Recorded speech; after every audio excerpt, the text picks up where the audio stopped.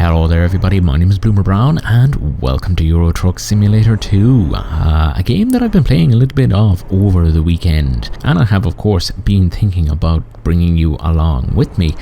However, it's a hard game to jump into and I'm not exactly sure how I'm going to actually manage to edit this down and make it interesting, because it's one of those kind of games that is incredibly fascinating to play but can be incredibly boring and tedious to watch, because you're basically just sitting as a passenger in a truck, which might be interesting to some, but for me the most enjoyment I get from this game is of course playing it rather than watching it. Though yeah, I am aware that I'm not the measure of all things. Anyway, this morning we are in Rotterdam and we have got 18 tons of kerosene in tow and we are heading for Dortmund. I think I'll probably say in the thumbnail that we're hauling rocket fuel, and yeah, technically that is not a lie, but technically it's not the truth because yeah, 18 tons of kerosene is not going to really get you very far, and I'm not entirely sure how many rocket launches are being carried out in Dortmund. Anyway, yeah, it does appear that I've been getting too used to this area and have managed to miss my turning and I've headed up towards the port. I think the only place I can turn around up here is actually at the port. So while I get myself sorted out, let's actually take a look at the truck that we're driving today.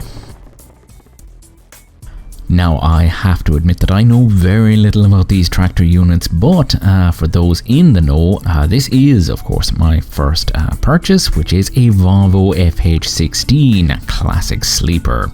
Now it is, as far as I'm aware, the lowest class of Volvo available in the game, and I have actually purchased it outright. It's a case that I do often go for the Scania, but yeah, this time I decided I would try something different and have a look at some Volvos. So yeah, taking a look at my own personal profile, yeah, I did manage to find a character with a suitable mustache, which is fascinatingly good, and I'm almost tempted to steal that and make use of it as my actual YouTube profile pic. But yeah, we'll see how that gets along.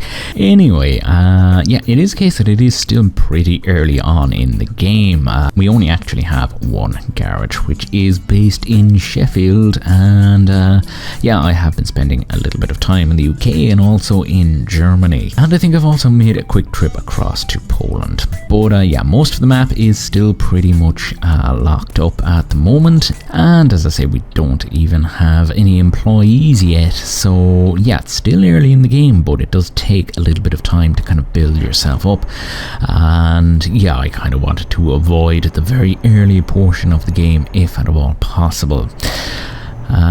So yeah, managed to get myself turned around out at the port, and we are at last heading out along the main roads, making our way for Dortmund. Something I should point out, I suppose, is the fact that I also do not play this with a steering wheel and pedals, and yeah, basically end up steering using the keyboard and using the mouse for basically looking around, and I've also mapped the accelerator and brakes onto the mouse buttons as well, just because that makes a little bit more sense to me. The main issue of course is that this is a new profile, and I should have probably just copied my settings over from some of my other playthroughs, because yeah, it's taken quite a bit of time to kind of get everything set up and mapped just the way I like it, and I honestly think that I need to adjust the sensitivity on this steering just a little bit lower, because yeah, it does tend to jerk the truck around, and since I've kind of scaled back the stability settings, it has led to some unfortunate things happening to me. The truck itself is actually on about 4% damage because yeah, somewhere out around London I managed to tip it onto its side, taking a slip road a little bit too aggressively. So yeah, no major damage was done to the cargo, and I did manage to get it delivered on time. In fact, I can't actually remember what I was hauling at that time, but yeah, it managed to survive the crash and I got towed into London. So yeah, 4% damage. It doesn't seem like it's going to cause any serious issues for breakdowns and that kind of thing. So yeah, we'll see how we get along, and as the money starts to rack up, I've currently got 23,000 in the bank, and Yeah, I'm also sitting on a hefty loan of 100,000, which is going to be taken out of the account on a daily basis. So it's quite important that I am constantly driving at the moment. Something, of course, that I am going to probably look into in the not too distant future is actually taking on another driver and, perhaps purchasing another truck for myself and letting them have at this one.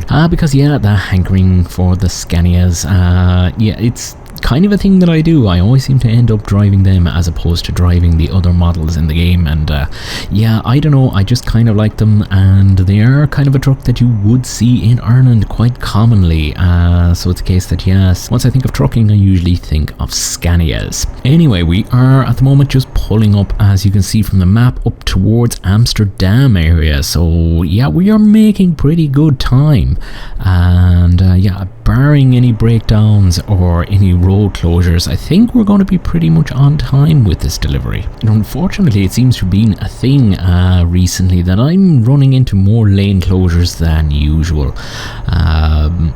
Quite a few detours I have had to make. Some of them I have actually attempted to go around, but you do end up getting fined for doing that, and it's really not something you want to be doing.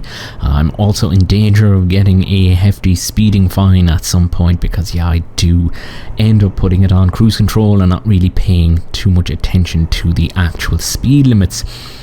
Speed limits which seem to be really slow in this part of the world, if I am totally honest, especially when we actually make our way into Germany.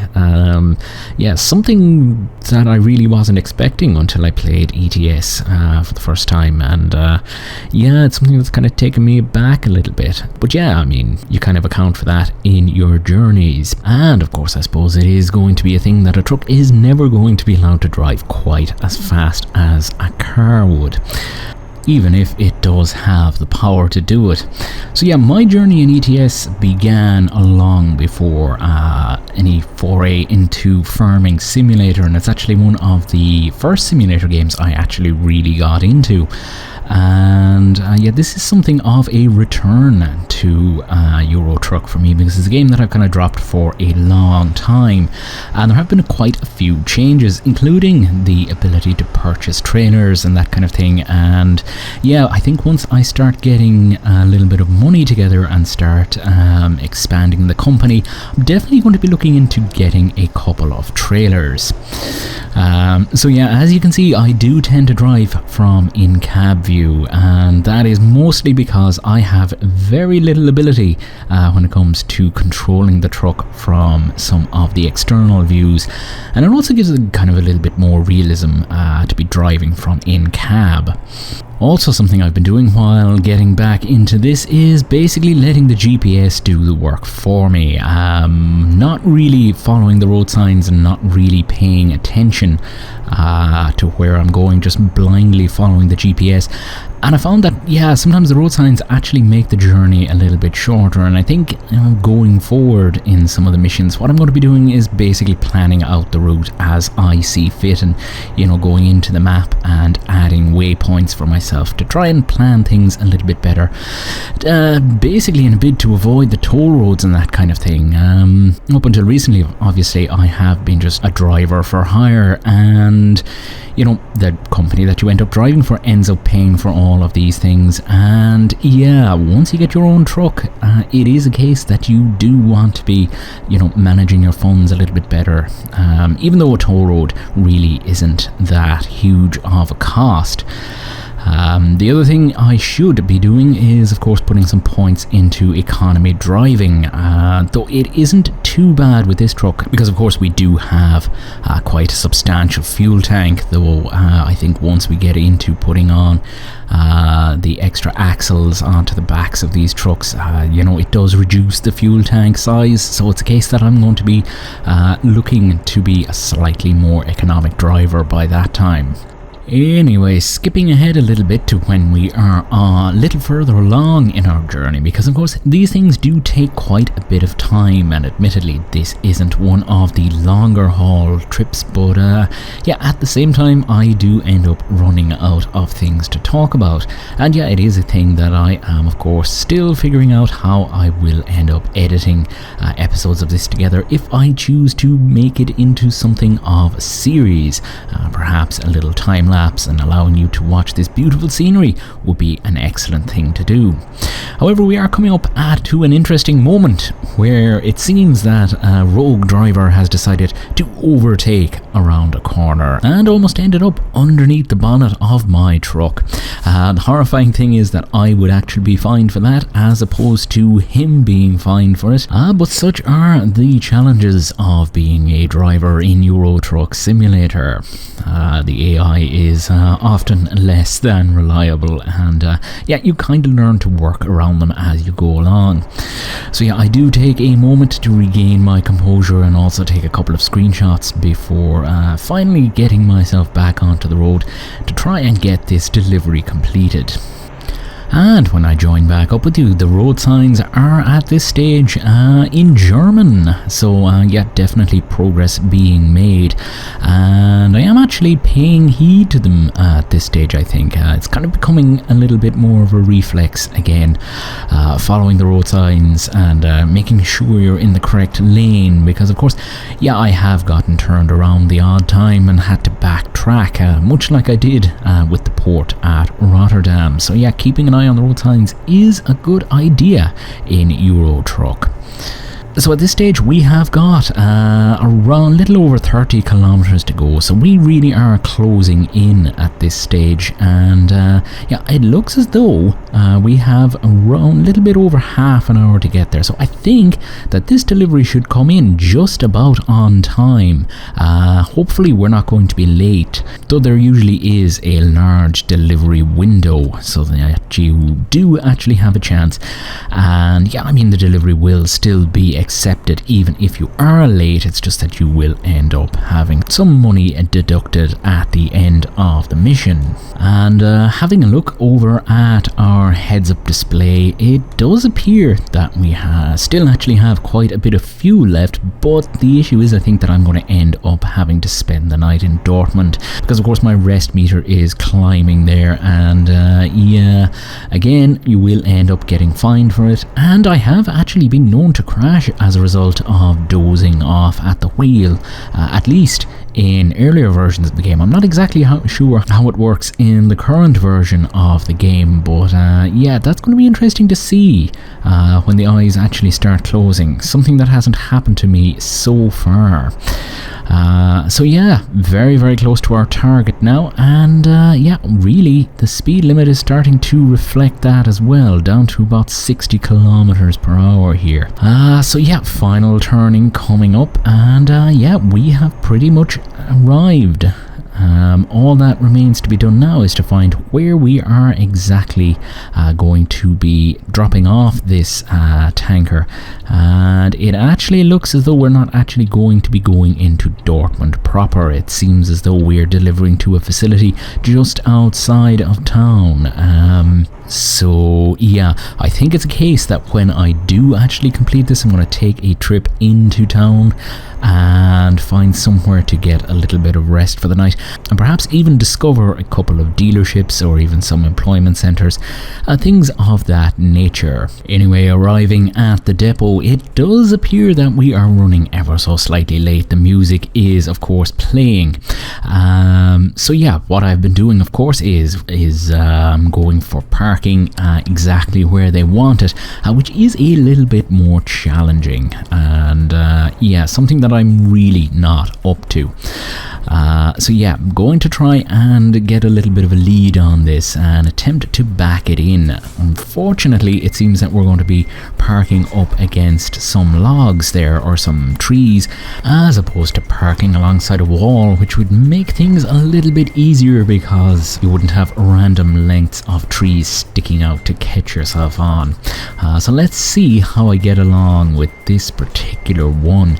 Again, trying to do it from in-cab view, and yeah, the other consideration is of course that I have the realistic air brakes switched on, so every now and then the air pressure in the system is going to end up dropping as I keep working the brakes, and yeah, I'll end up having to take a little moment to allow the pressure to build back up before I can actually release the brakes and get the truck moving again.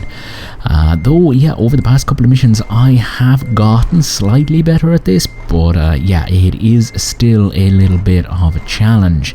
Particularly I find when I change the direction I'm actually looking in, I tend to forget which way I need to turn to drive the trailer in the direction that I want it to go. Yeah, articulated trailers not really my thing, as you've probably seen while watching any of my farming simulator videos, but yeah, I have actually been getting a little bit better at doing things like this. So it looks as though at the moment I am veering a little bit too close to those logs, so what I'm going to do is pull forward a little bit and attempt to correct. Basically aiming to kind of get myself into that parking space and hoping that I don't end up smacking into any of these logs, though they do seem to be of uniform length, at least the ones that are sticking forward. And yet this is actually one of the slightly easier parking jobs I have had to do. It's just basically straight back. And yeah, it might have been easier to try and go up the side and see if I could find a way to kind of drive straight into this, but ultimately we do arrive and get parked successfully. So yeah, all that really remains to be done is to decouple this trailer and yeah, get on our way into Dortmund. And yeah, mission complete. And with that, I think that I am going to once again take this opportunity to say thank you very much for tuning in. You have been watching Bloomer Brown on YouTube, and I will see you next time.